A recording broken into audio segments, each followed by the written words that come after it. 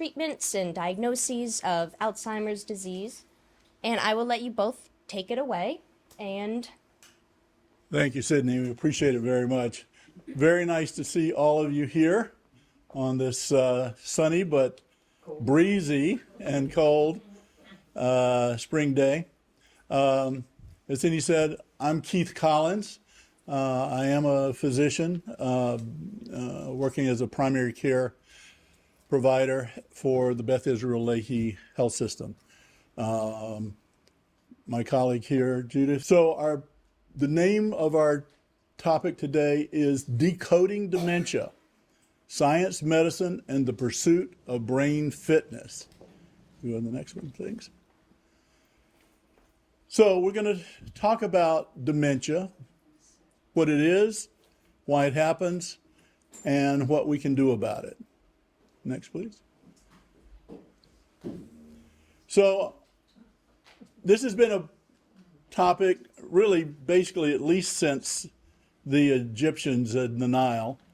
And one of my favorite quotes about dementia is from the inimitable Mark Twain, where he said, "Of all the things that I have lost, I miss my mind the most." Next, please. So what is dementia? It's a brain disorder where the brain is not functioning correctly, and it affects memory, planning, the ability to carry out plans, which is called executive function, and judgment. Next, please. What it's not ordinary forgetfulness. And let me try to put this to rest. We all have those moments when we forget things. We forget where we put our keys. We forget where our glasses are. We can't remember that word. Or we forget who that actress was in our favorite movies. That is normal. That happens to everyone.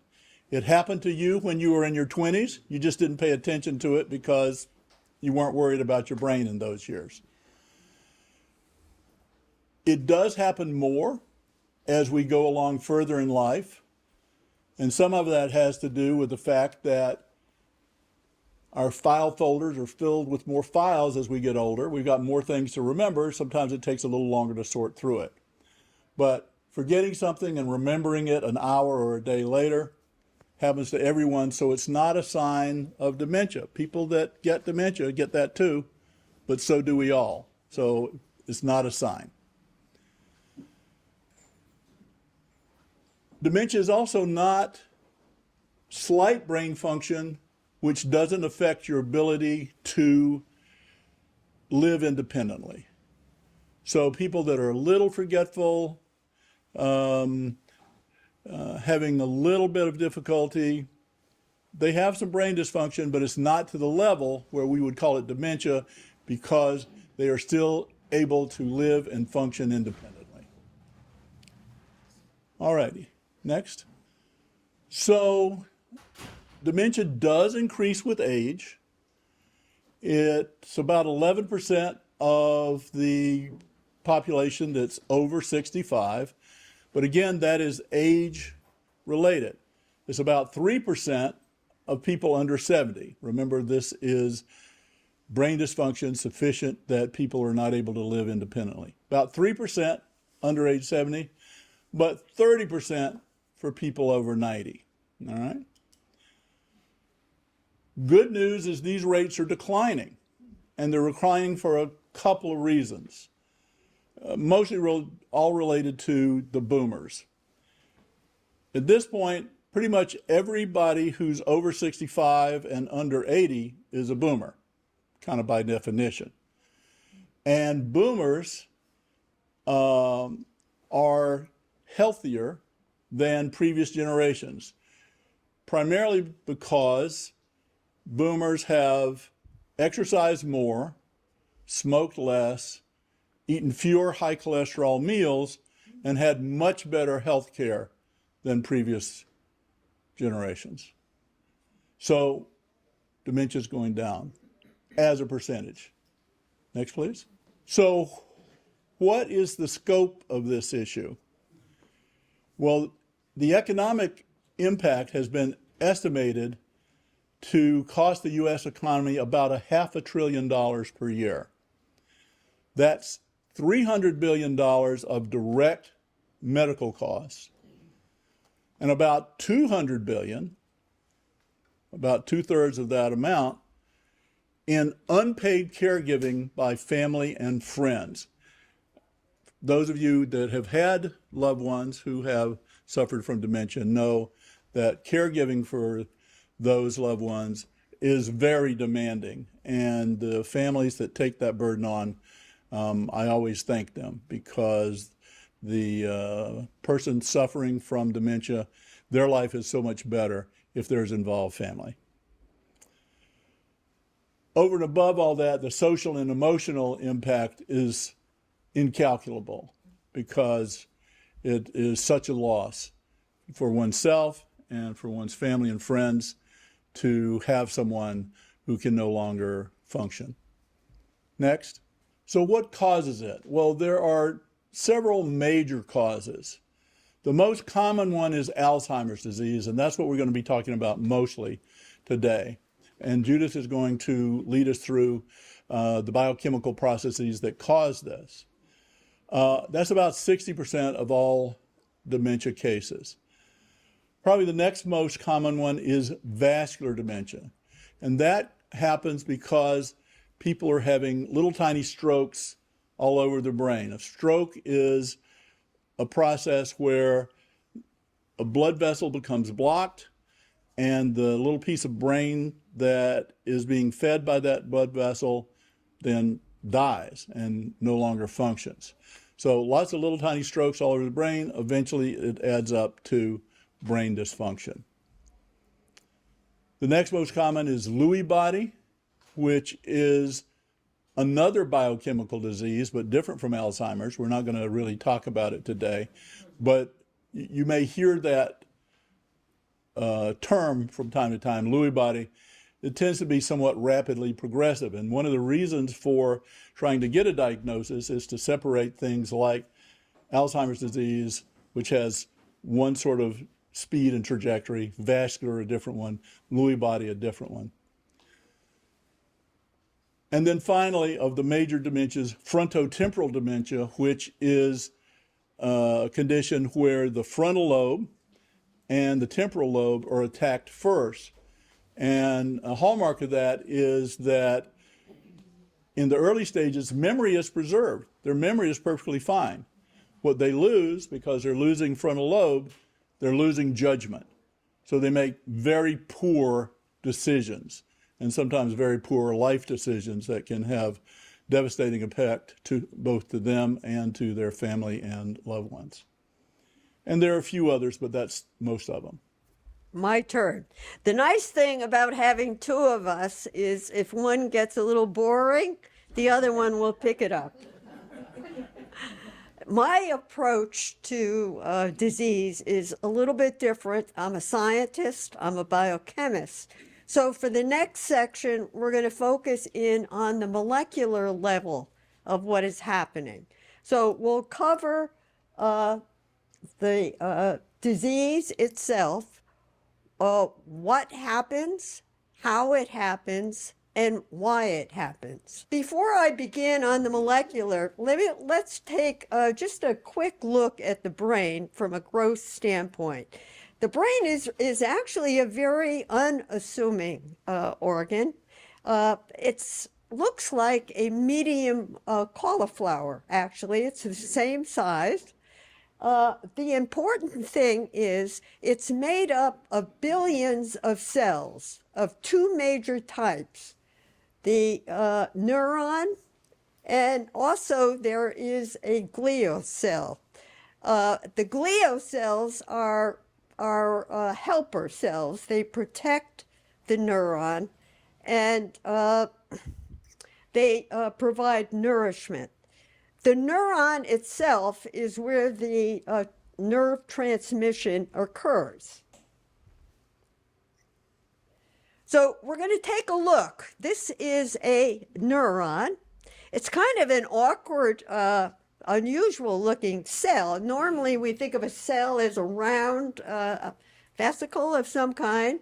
This one is polarized, meaning it has different ends.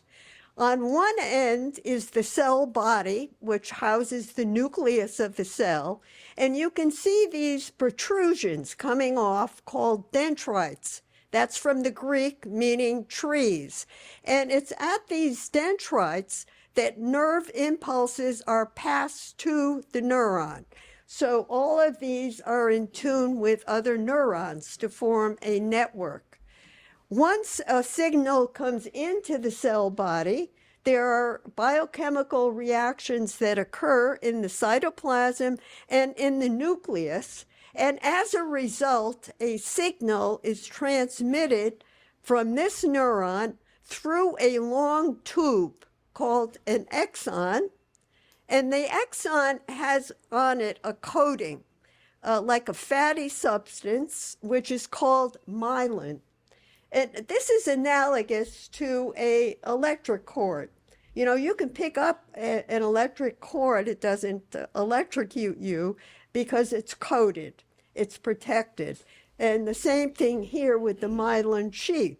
So as the nerve impulse travels through the axon, it then ends in a termini and is passed to other neurons through the protrusions on the other end.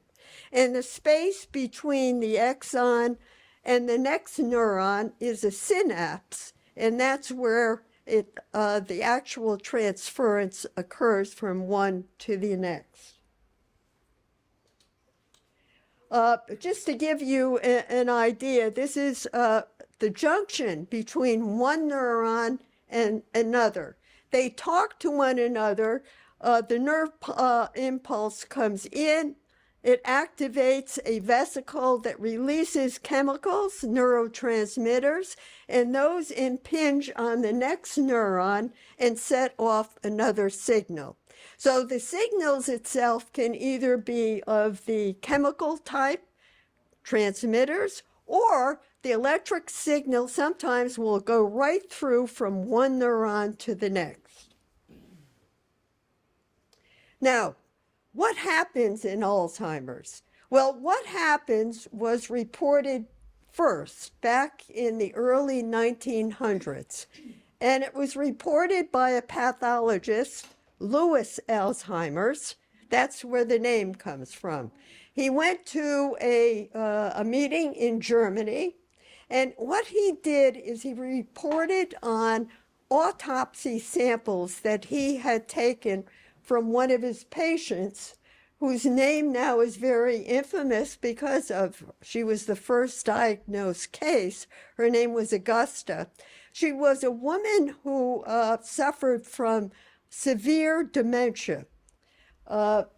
When she died, of course, he thought, well, maybe if I take a look at sections of the brain, I can get some idea of what is going wrong. And so at that time, 1930s, 20s, we didn't have the sophisticated technology we have nowadays. So he took sections of the brain, he looked through a microscope, and he drew two prominent structures, which he saw throughout the section. Two structures. And it turns out these two structures, even today, are used as the hallmark of the disease. So he drew them. There are two types of structures. On the bottom here, I have put sections of current chemistry slides in which we now know what those structures are. In one case, this case, they're called tau tangles. Tau is a protein that is present in the axon of the neuron. It's a normal functioning, but in Alzheimer's, it's modified. And when it's modified, it forms tangles within the cell. And we're going to see that in the next slide, how that happens. The other structure is caused by amyloid. Amyloid is a Actually, it's a ubiquitous protein. It's all over the body. But in the brain, what happens in Alzheimer's is it is modified in such a way that it's released and it starts sticking together outside the cell. And it forms plaques, actually, that grow and grow and grow with time, eventually killing off the cell. So again, there are two types. This is what happens. And if we would take a look at how this happens with the amyloid protein, and again, this is just a cartoon view of it. The amyloid protein normally sits across the membrane of the neuron. And in the case of Alzheimer's disease, there are two enzymes that cleave the protein. And when it's cleaved, there are small fragments released. And these fragments, all of a sudden, if they're close, they start sticking together. They don't before then. So it's a modification of a protein that is normal. Once that modification occurs, a small piece is released and it starts sticking outside the cell. And in terms of the tau protein, how does that modification take place? Well, I told you tau proteins normally are in that exon structure. And what the protein does, it's illustrated in yellow here, is it holds together the structure. If I were to take the exon and look at you and you were looking into the tube, you would see that there's like a scaffolding in there, and tau is like the cement. So in Alzheimer's, what happens, there's a small modification. It's amazing, actually, it's so small. It's the addition of phosphate groups of a chemical group. And once that happens, tau comes off the structure and it collapses. So the tau protein then finds itself, forms tangles with itself once it comes off. And this backs up, as we'll see in a moment, the tangles back up through that exon into the nucleus, and eventually they overwhelm the interior of the cell. It dies. So you have two processes that are contributing to the killing of neurons. This is a slide just summarizing everything I've said. And I'm sure that you are tired of looking at some molecular models. So I'm going to have some fun and show you a video that was put out by the National Institute of Aging. And it's a cartoon version, actually, of what happens in Alzheimer's disease, to give you like a three-dimensional idea of what's happening in the brains of these patients.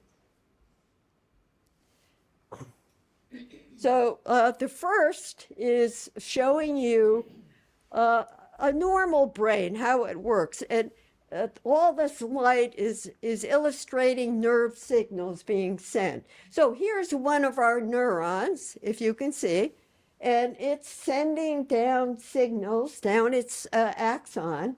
And at the end of the axon, you can see the synapse and the chemical transference of signals from one of these to the next. And that occurs, so you have this huge network of communication.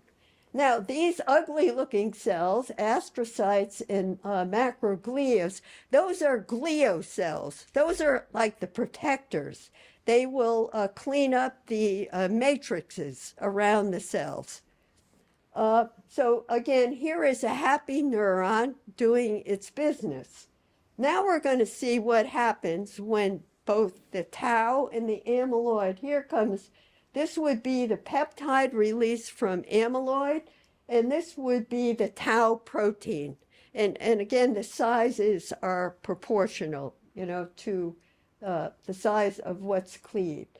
Now, all of a sudden, the blue here is illustrating the tau protein being released from the axon into the cell body. And you can see it has overtaken a lot.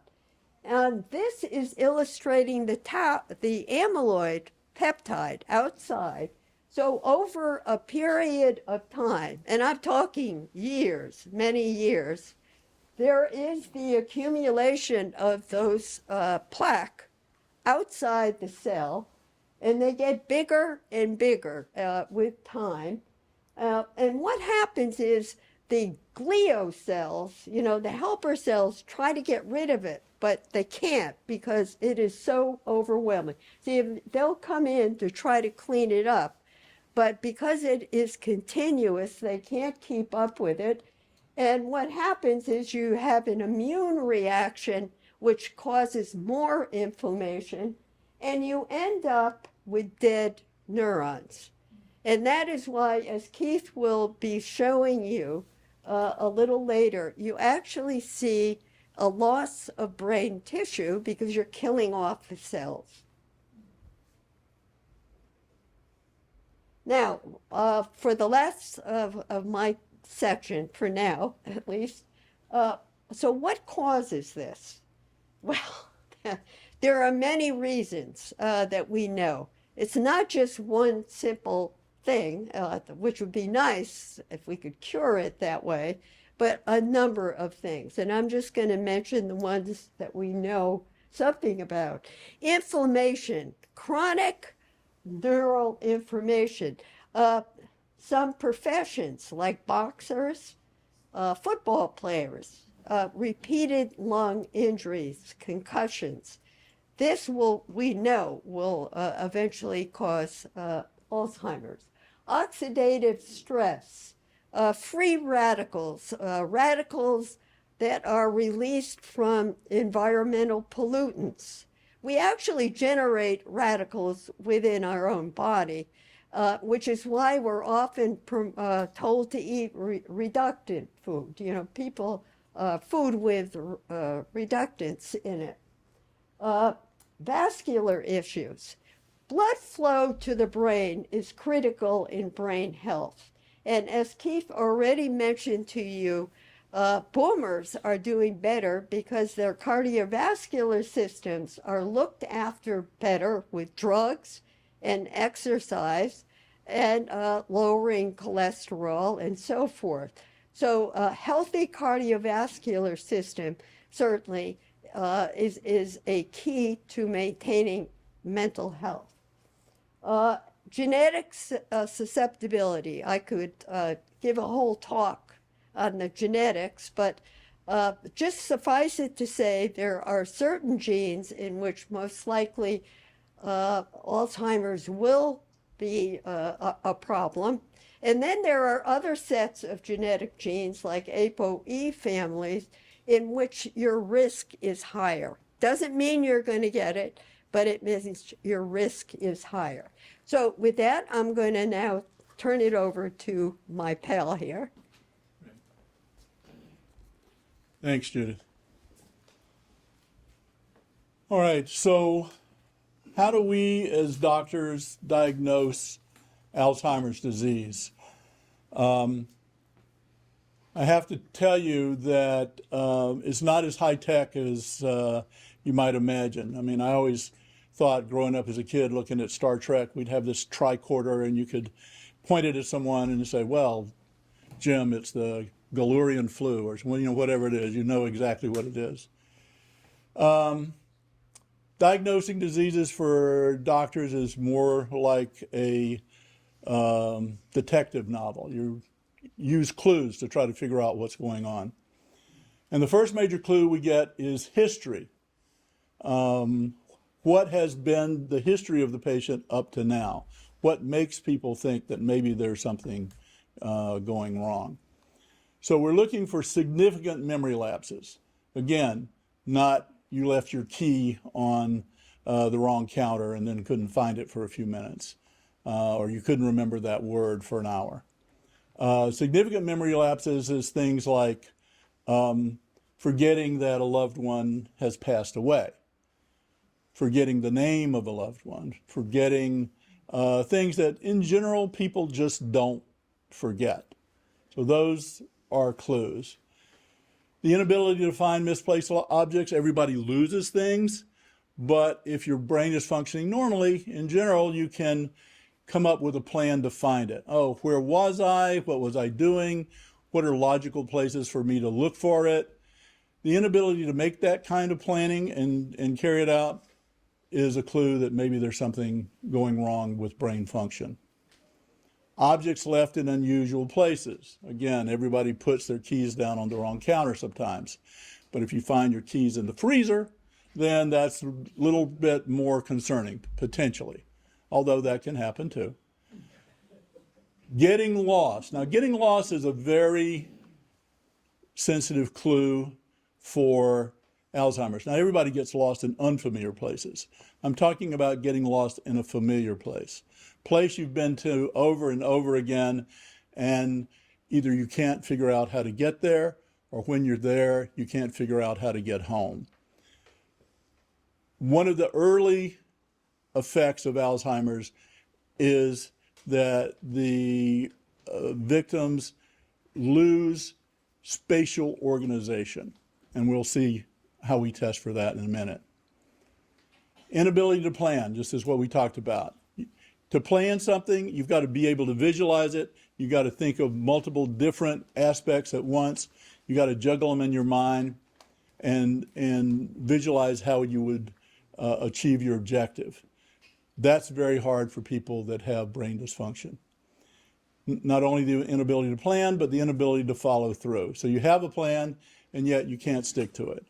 So if you can't figure out what you need to get at the grocery, put it on a list, then go to the grocery and get those things, and maybe a few other things that catch your attention.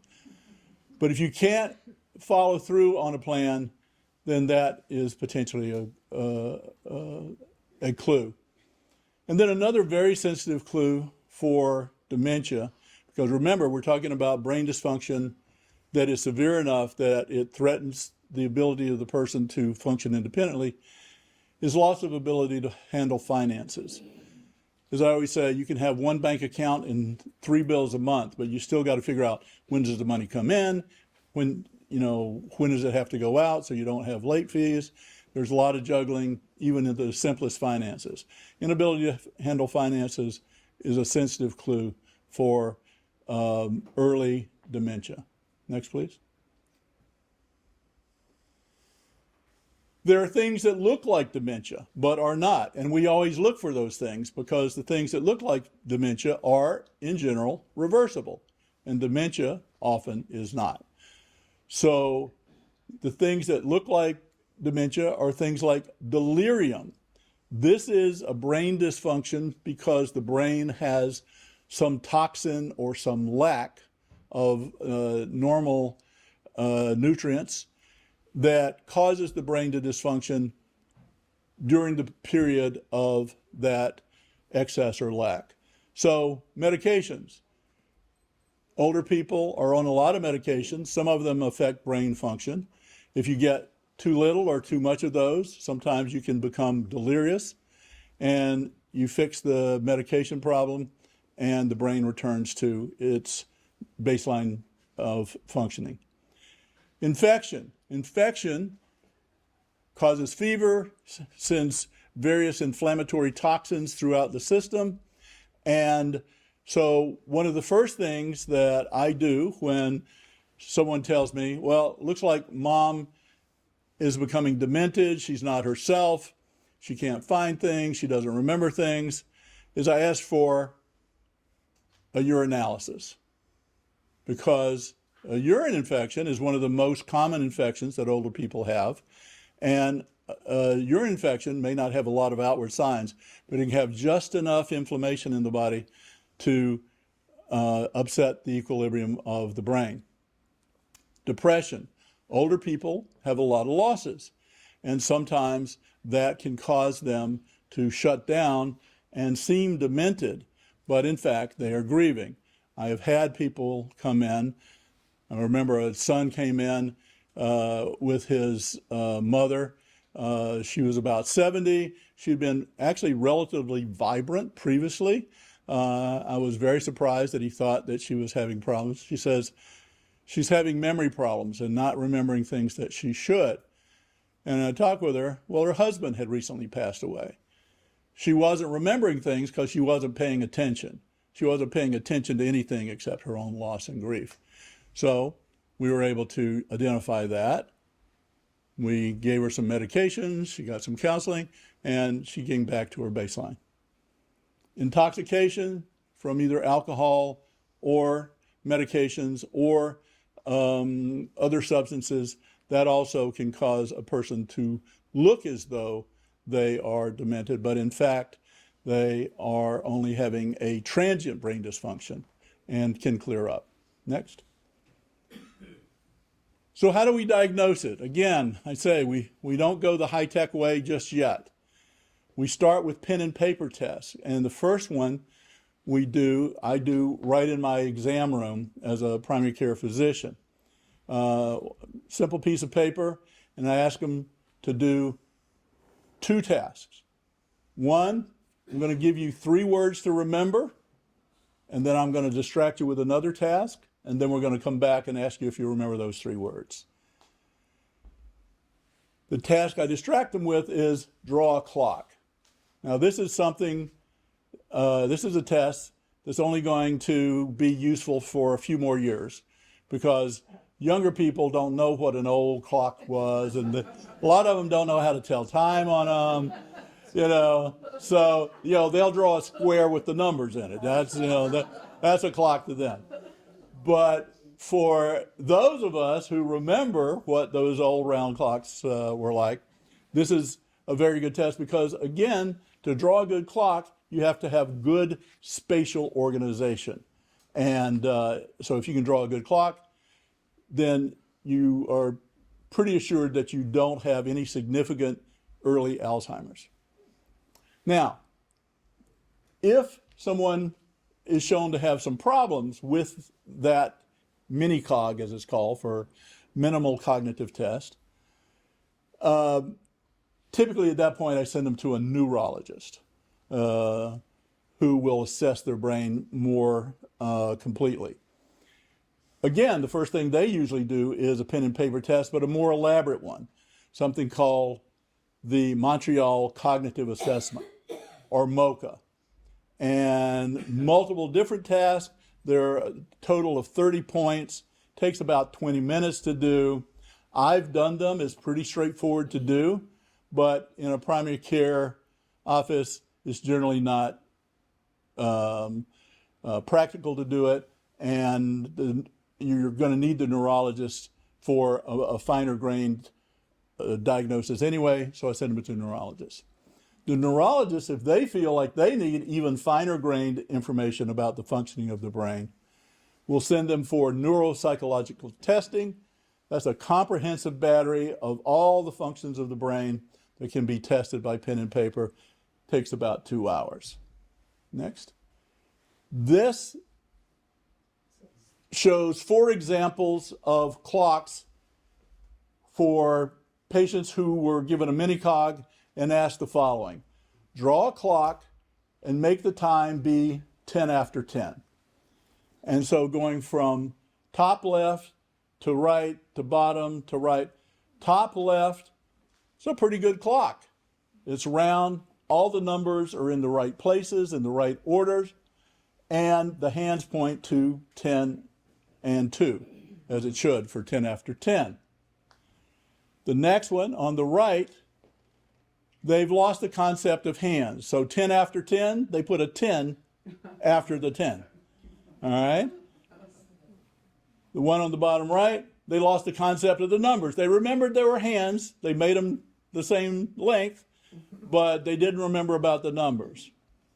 And finally, the one over on the right, they've got the numbers, but they're in reverse order. They spiral in, and there are no hands.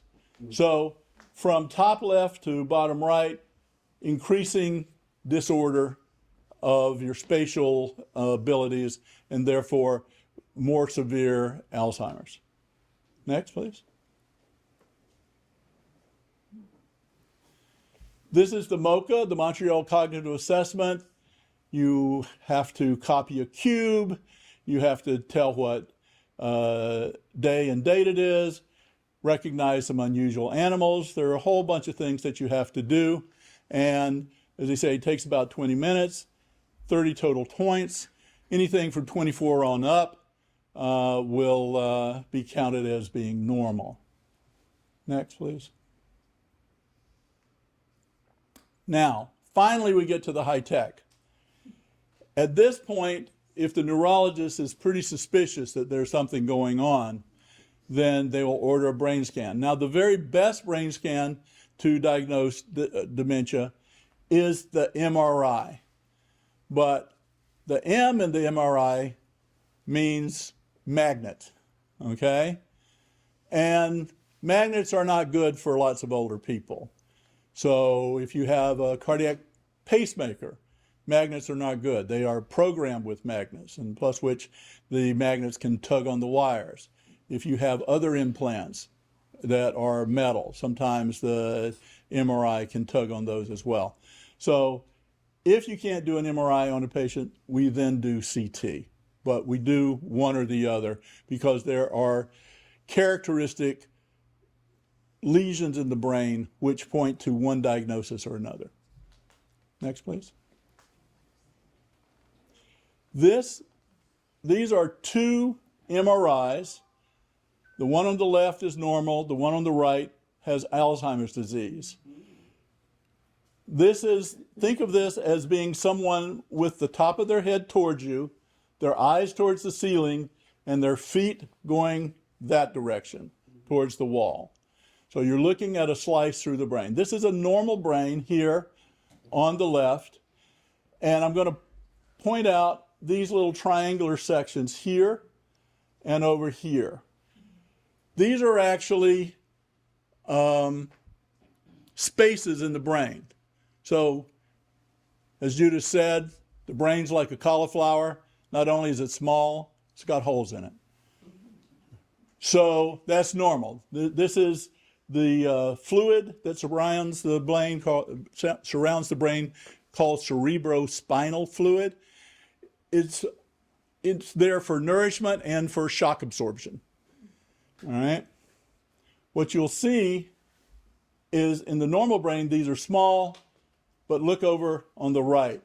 Those same small pools of cerebrospinal fluid are now very, very large.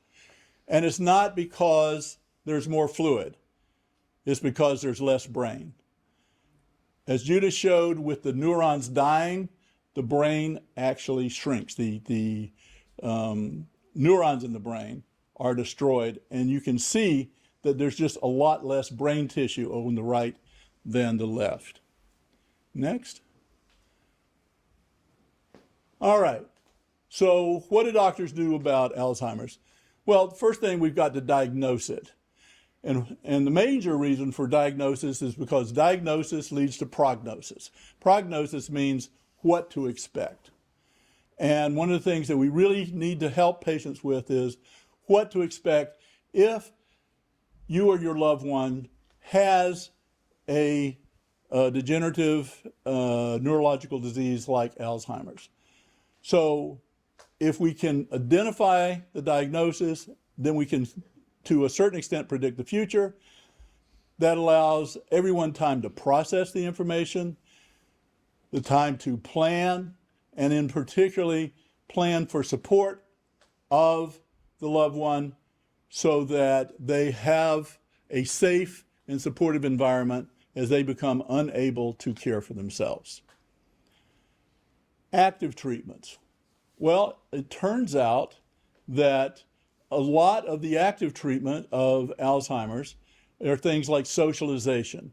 Socialization is extremely important for patients that are starting to have brain dysfunction for a number of reasons. One, socialization makes people feel better. They make them feel less depressed. if they're less depressed, they're less likely to have poor brain function. They'll maximize whatever function they have. Also, socialization is a workout for the brain. We used to think that doing puzzles, like crossword puzzles, would help keep you sharp, as you go into your later years. On further review, we found out that doing crossword puzzles made people very good at crossword puzzles. But it didn't cross over to much else, whereas socialization does.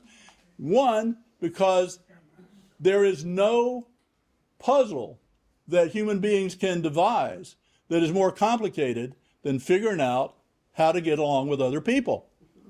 Right? I mean, it's very complicated. You're going to, even just a simple conversation, if there are 2 or 3 people there, oh, what does that person know? What do they think? Oh, they don't like that person. I'm not going to mention that.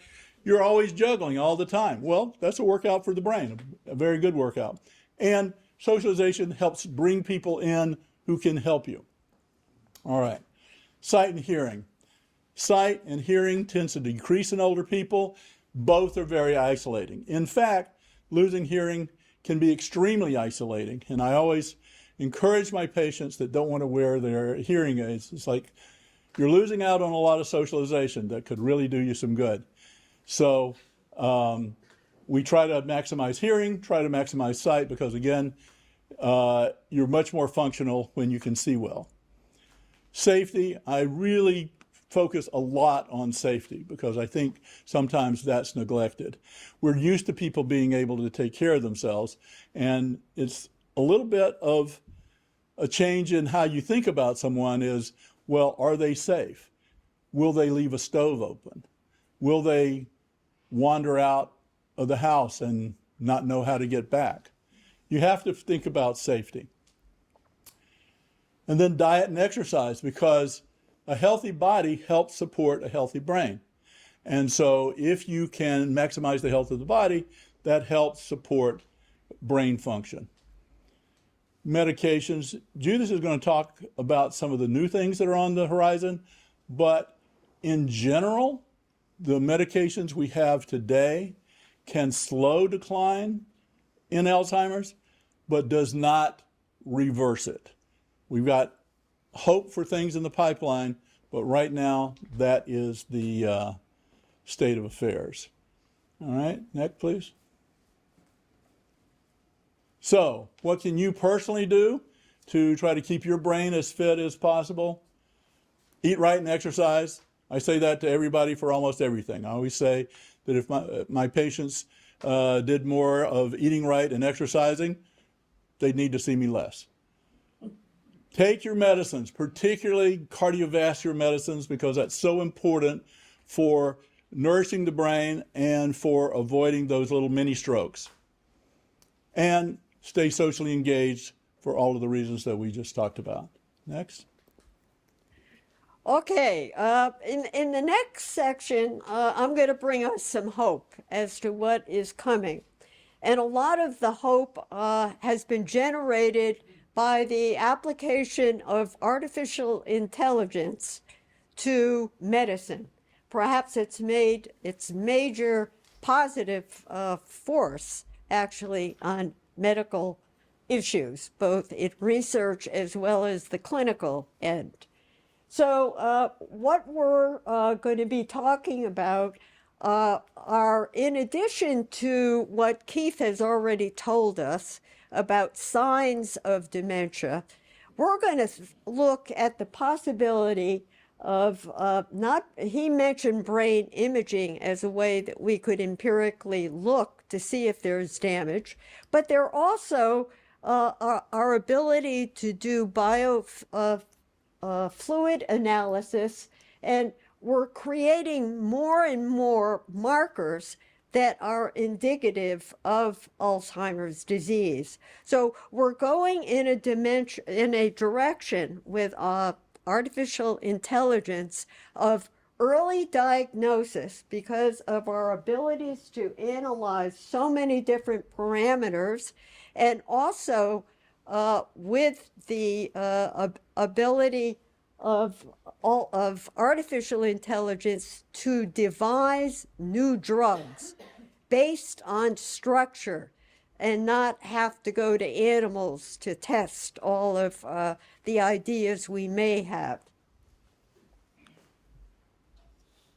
And to illustrate what I'm talking about, I'm going to use an example. This is just time in age. And if you look at a point where a patient is showing clinical symptoms of Alzheimer's, exactly what Keith has been talking about, he sees a patient that is having real problems. At this stage, there already have been there's been much damage to the brain. It has started in order for the cognitive symptoms to show up. But we know something now about when the modification of those proteins that I told you about, amyloid and tau, when they occur. And if we go back, let's say the patient here is 80 years old. If we went back, let's say 15, 20 years, and looked in the blood of those patients, we would find that amyloid is being cleaved way back in our life. And if we can pick that up, that's an indication that we really have to be aware of the disease may develop. As we move forward, tau is another protein, and we now know that following amyloid, tau begins to get modified. So here's another biomarker that we could use from a blood sample 15, 20 years before any symptoms show up. And in between tau and when the symptoms show up, we now know that there are many behavioral things that we do that are indicative of the onset of Alzheimer's prior to the real clinical symptoms. So the way I've chosen to illustrate this, this structure, I don't know if it shows up well, it's not a tooth, it's an iceberg.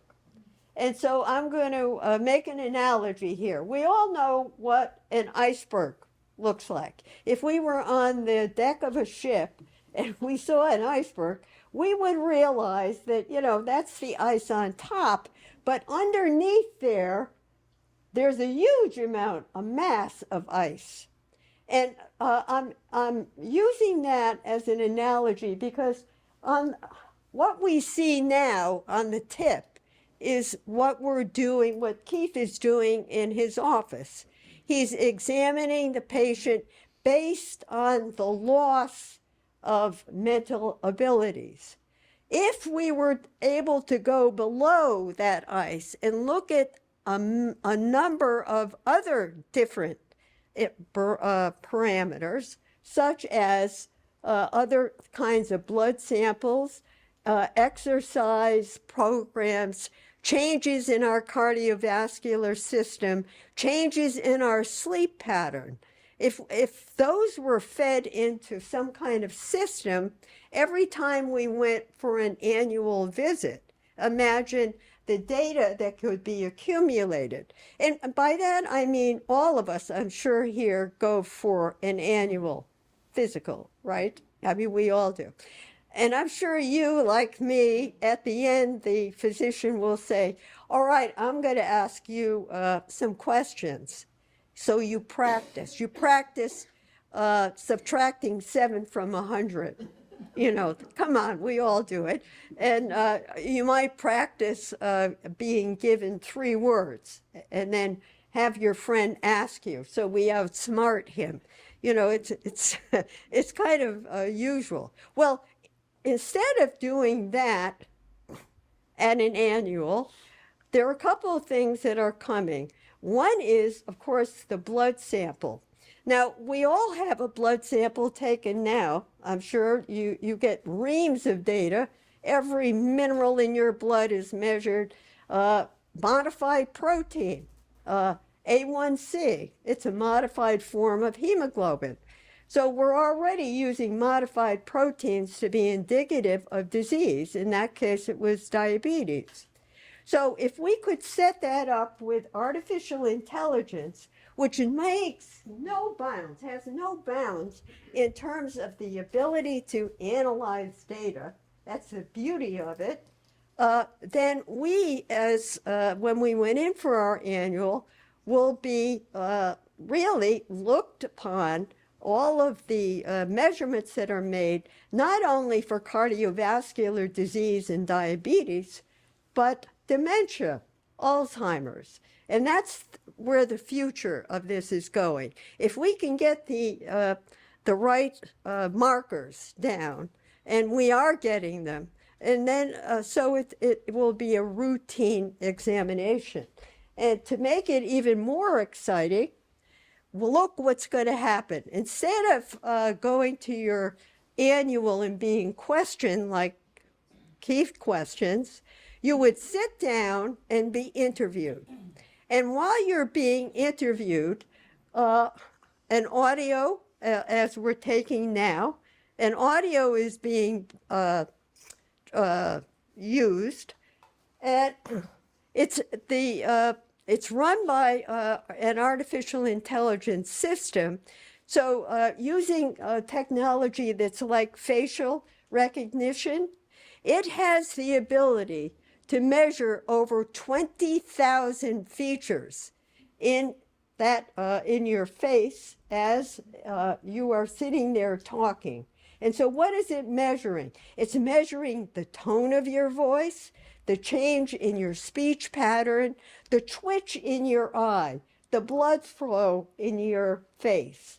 All of these have been shown to be important and can be indicative of a disease that is developing. So at that point, I am going to stop talking about the future, but I want to stop here and say, so the application of artificial intelligence has made early diagnosis not just a thing of the future, it's happening now. Many of the Alzheimer's centers across our country are using this technique now to analyze. And there have been recent papers showing, one from my alma mater at BU Medical, that changes in your speech pattern occur 7 years before the actual development of Alzheimer's. And they are able to predict 7 years prior to the development. I'm just going to mention a few of the drugs that are now available. As Keith said, there's no magic pill at this point. But very recently, the FDA did approve the use of monoclonal antibodies. This is a technique used in many of the cancer treatments, where in this case, the amyloid protein, the one that is released, was injected into mice, and the mice made an antibody. The scientist then isolates the cell from the mice and fuses those cells with a human cell. So it's a humanized monoclonal antibody and appropriate to infuse into a patient. Now, the beauty of this is administration of this to a patient has been shown for the first time to remove plaque. So it actually works to address our immune cells to the amyloid in order to remove it. It hasn't cured, though. It hasn't, at this stage, restored memory, but we're moving in the right direction. And what it does is it clears away the amyloid, so you can actually see that on scans. I'm going to skip that slide and conclude, because we are getting near the end and we do want to open this up for questions. So it's a very exciting time.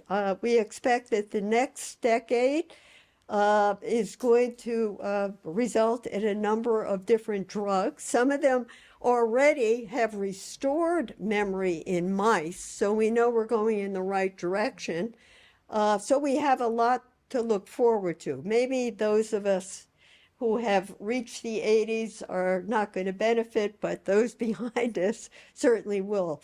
We can change our lifestyle. We can always do exercise and eat right and socialize. The only caveat I'm putting in here is I'm going to make a statement. It's not a political statement. It doesn't matter if you're a Democrat or a Republican. But recently, in March, the current Trump administration cut out Alzheimer's research in 14 of the 35 centers, leaving those who are now being treated to have no treatment. And apparently Alzheimer's is not a priority. So you might write your congressman if you're and try to keep our research going in this, because in those centers is the research that's going to help us cure it. So with that, I'll end, and we will happily answer any questions. Like most things with genetics, it's complicated.